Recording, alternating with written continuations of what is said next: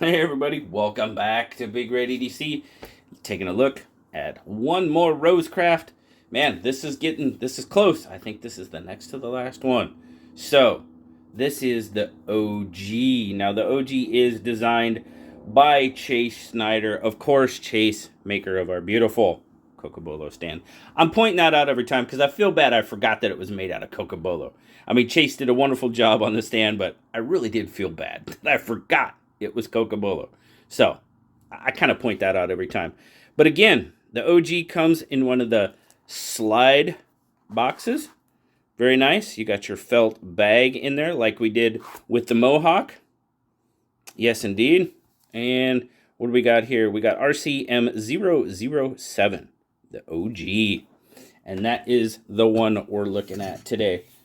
Start out black G10.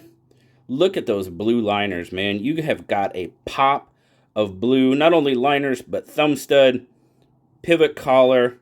Nice pop of color. Very generous kind of lanyard slot on your back spacer there. And then you do have a G10 filler spacer as well. But it really didn't want to focus on it. Now it does. Again, with this one, you do not get the deep carry clip.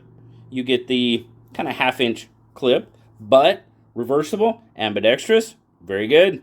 We're loving that. We are loving that from RoseCraft. G10 has got some pretty decent grip on it. Yeah, pretty decent grip on that G10.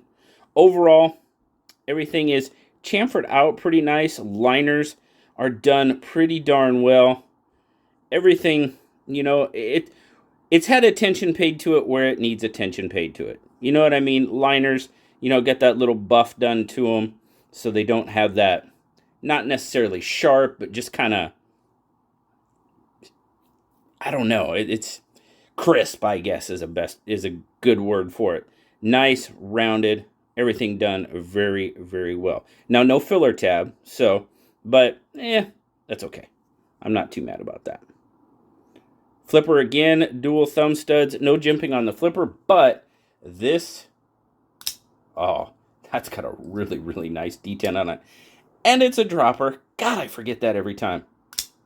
Man, that snaps out. Snaps out with the flipper tab, thumb studs, pretty darn good. Think it's tuned a little bit better for the flipper. Thumb studs aren't bad, don't get me wrong. But it just feels a little bit, again, there's that word, crisp. Yeah, nice snap. Again, we have a D2 blade on this one. Now you've got kind of an upswept cleaver is what they're calling this one. Now, when you talk about rope, oh yeah, look at that belly. Oh yeah, this thing liked to demolish some rope. I was very, very happy with that aspect of this knife. Now again, there you go, Chase Snyder, knife designer and Cocobolo stand designer. Sorry. But I am digging that blade. Now, you do have a sharpening choil. Definitely not a forward finger choil.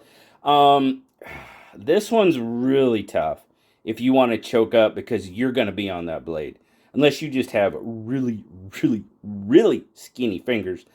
Choking up on that one might be a little bit iffy. But in this grip, it feels good.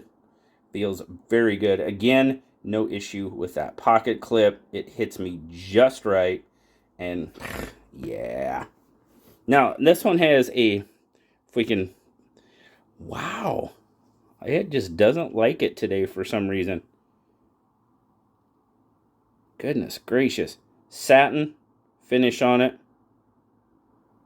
Very nice. Nice kind of swedge there in the forward. Yeah. All right. Let's get some measurements. So what do we have here? Overall, we are looking at 1, 2, 3, 4, 5, 6, 7, right about 7.5 inches. They say 7.8. Okay, stretch it out a little bit. I'm not getting 7 3/4, so yeah, I'm getting a little over 7.5. Your handle is just shy of about 4.5. They say 4.4. I'm on it. I like that, and about a 3 1/4 inch blade. So D2, as I said, grip length on this one, 3 and, I mean, you could stretch it out to 3 3/4. 3.5 for sure, but pushing 3 3/4, and there you go. That's how it looks in my 3 3/4 inch hand, and I pretty much come right to the end. So, really, really good feel in hand. Decent access to that jimped lock bar. It's a dropper, guys. You gotta watch out for this one. It's a dropper. Nice. Oh yeah. Solid as all get out. No issues whatsoever there. Nice. Alright. Size comparison. Let's zoom in just a little bit. There we go. That's better. Alright, where's our... There it is. There's the PM2. So PM2 is going to be a little bit larger knife, of course. Just by measurement alone. And I'm probably going to be able to make an Ogee sandwich because, well, that's close. Nah, definitely the Ogee's got it on the handle length. Blade length is pretty close, but the Ogee kind of nips it out just a little bit there as well. Let's get a weight.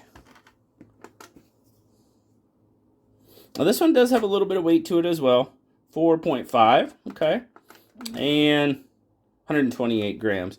So when you're looking at your blade, you know, ounce to blade ratio, or ounce to inch ratio, they are a little on the heavy side, but they're not heavy knives. This one carries very well. I like the way this carries in my pocket. It's a great size for EDC, and like I said, it even went to work with me, and it did the rope just nice, just fine. So again, you're looking at about your 1/2 inch sticking out. Nothing too major. I mean, you guys know I do like a deep carry clip. That's just one of my preferences, but these aren't bad. Not bad at all. Overall, ergonomics, yes, good. I have no issues with it. That pocket clip, again, hits me just right. It's good. It's solid. The pocket clip, again, has a pretty darn good retention, but no issue. I mean, I can feel it. I kind of know it's there, but not a hot spot. Nothing, not even remotely for me. Action, yeah. Action's there. Detent, pretty solid on that flipper. Pretty good on the thumb studs as well. And then, yeah, it's a dropper. Gotta get my fingers out of there. Nice. I like that blade too. I really kind of like that Upswept cleaver. I go in streaks with cleavers. I really do. I go in streaks. But this one, it comes down to a pretty nice point. So it's a pretty versatile blade. And like I said, it works on rope. So, hey, I'm good with it. Without a doubt. It'll do your EDC test. Plus, you can take it out and do a little bit of work with it as well.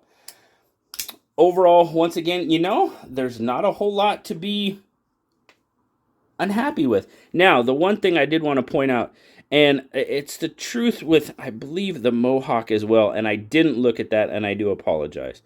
Weight relief.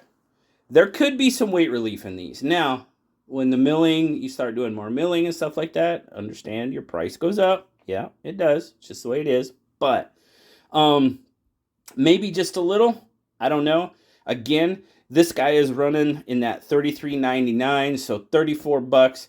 You use code BigRedEDC at RoseCraft Blades, and it brings it down to right around $30. This is a really, really nice $30 knife. I'm not mad at that at all. Good, comfortable, versatile. Yeah. Yep. Not unhappy. Not unhappy. That's a solid knife. Well, guys, like I said, we're kind of getting down to the nitty gritty. I got one left to show you, and that would be the Skink, designed by Mr. Andy Armstrong himself. But really appreciate you guys stopping by, checking out the Ogee, designed by Chase Snyder with me.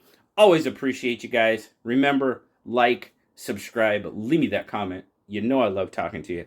And until next time, I'll talk to y'all later, guys. Bye-bye.